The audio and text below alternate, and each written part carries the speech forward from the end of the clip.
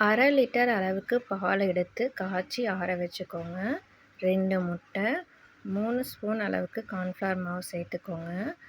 இது கூடயே கொஞ்சம் போல் சர்க்கரை சேர்த்து எல்லாத்தையும் நல்லா மிக்ஸ் பண்ணிக்கோங்க. 150 கிராம் சர்க்கரையில் கொஞ்சமாக சேர்த்து மிக்ஸ் பண்ணிக்கோங்க. இது கூட கொஞ்சம் போல் முட்டையோட வெள்ளைக்கருவை சேர்த்துட்டு மிக்ஸ் பண்ணிக்கோங்க.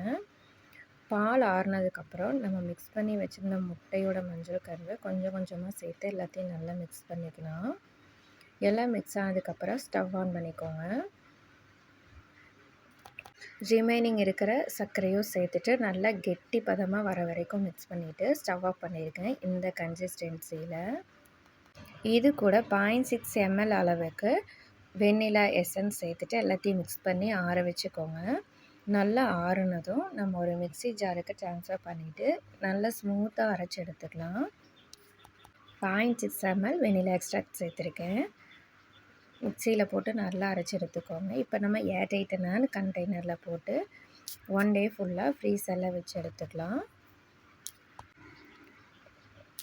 குழிக்கரண்டியை தண்ணியில் நல்லா நனைச்சிட்டு அதுக்கப்புறம் நம்ம ஐஸ் இந்த மாதிரி எடுக்கும்போது நல்லாவே எடுக்கிறதுக்கு வரும்.